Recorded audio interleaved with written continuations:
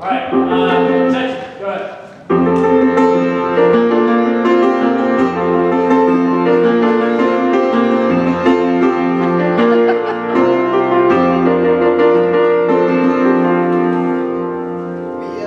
We were doing Hamlet as our play, and we decided to keep the setting and the time period the same as it was in the original play. And we decided that we would choose the Hamlet to Be or Not to Be soliloquy, the scene with Hamlet and Gertrude in her bedchamber, the scene with the gravedigger scene, and the final scene, the fight scene at the end, because we thought that these best represented Hamlet's descent into madness through the course of the play, and how his revenge and his inability to act is pushed him to the brink, and then finally, by the end of the play, he resigns himself to death and is willing to take revenge on Claudius. So I hope you enjoy the production, and here we go. To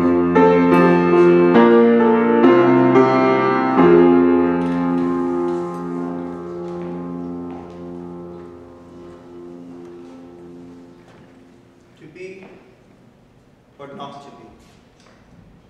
That is the question. Whether 'tis nobler in the mind to suffer the slings and arrows of outrageous fortune, or to take arms against a sea of troubles and by opposing, and to die, to sleep no more, and by a sleep to say we end the heartache, 1,000 natural shocks that flesh is heir to. 'Tis a consummation devout to be wished, to die, to sleep, perchance to dream. Aye, there's the rub, for in that sleep of death, where dreams may come and we have shuffled off this mortal coil, must give us pause. There's the respect that makes calamity of so long life. Who would bear the whips and scorns of time, the oppressor's wrong, the proud man's contumely, the pangs of despised love, the law's delay, the insolence of office, and the spurns that patient merit of the unworthy take, when he himself might his quiet dismay the bare thought give? Who would fardels bear to grunt and sweat under a weary life, but that the dread of something after death, the undiscovered country, from whose bourne no traveler returns, puzzles the will, and makes us rather bear what ills we have, than fly to others that we know not. Thus conscience does make cowards of us all, and thus the native hue of resolution, sickly with the pale cast of thought, and enterprises of great pitch and moment with disregard, their currents turn awry, and lose the name of action.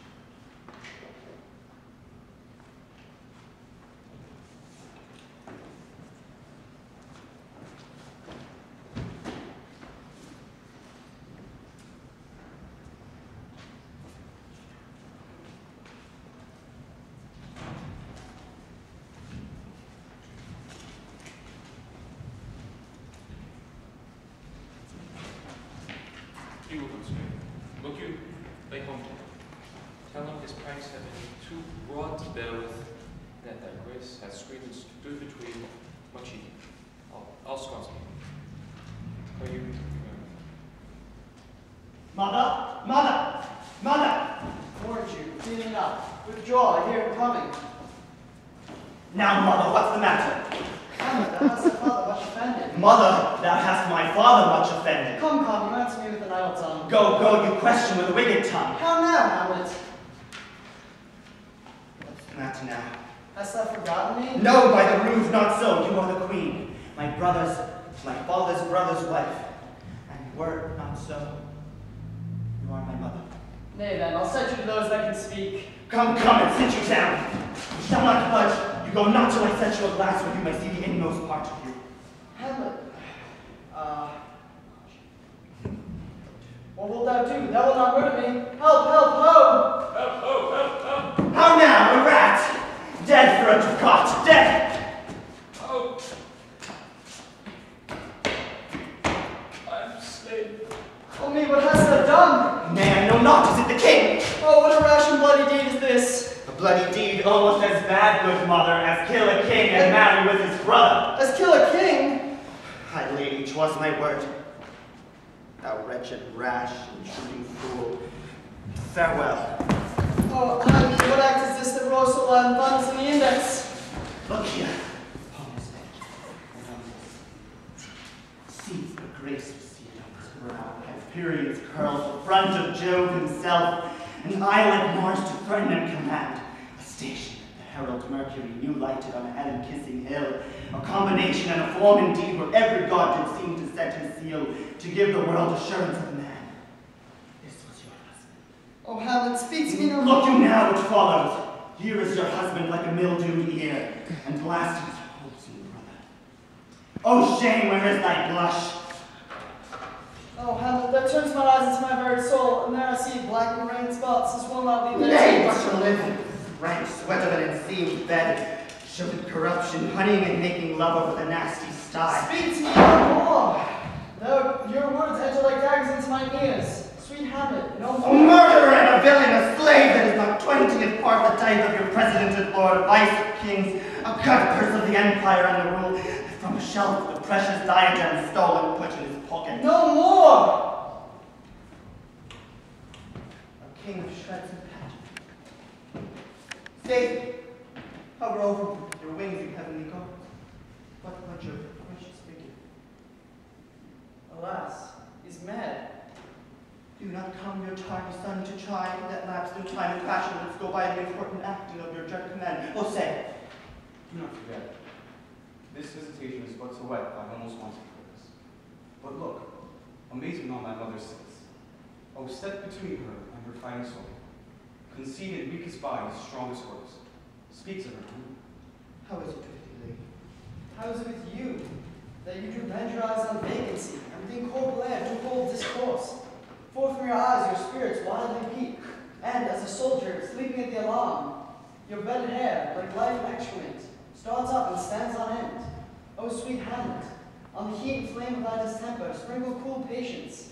Whereon do you look? On him, look you, how pale he glares! To whom do you speak this? Do you see nothing there? Nothing at all, yet all that is I see. And do you nothing here? Nothing but ourselves. Look you there, look how it steals away. My father in his habit as he lived, look where he goes even now, out of the portal. This is the very cordage of your brain. This wild inspiration ecstasy is very cunning in. Ecstasy! My pulse is yours, not temperately keep time, makes his hellful music. It is not madness that I want. Not this by no means that I bid you do. Let the bloat king tempt you again today. Pinch one to know in the cheek, call you his mouse. And let him for a pair of reachy kisses, or pat me in the neck with his damned fingers, maybe to rattle all this in matter out, that I essentially am not in madness, but mad in craft.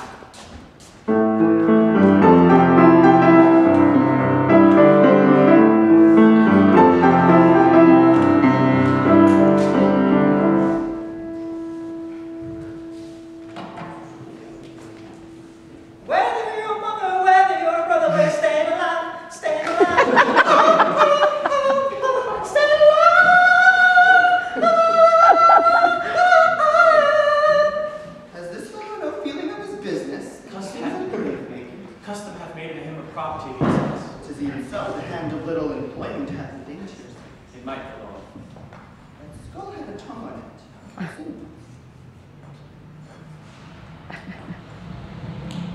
Here's a skull now. The skull has lain in the earth for 3 and 20 years. Whose was it? A horse on mad nose it was. Whose do you think it was? No, not. A pestilence on him for a mad rose. A poured a flagon of Rhenish on my head once. This same skull, sir, was Yorick's skull, the king's jester. Yes. Eunice. Alas, poor yours.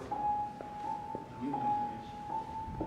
Fellow infinite jest, with excellent fancy, yet born young is back 1,000 times, and now, who word in my imagination it is.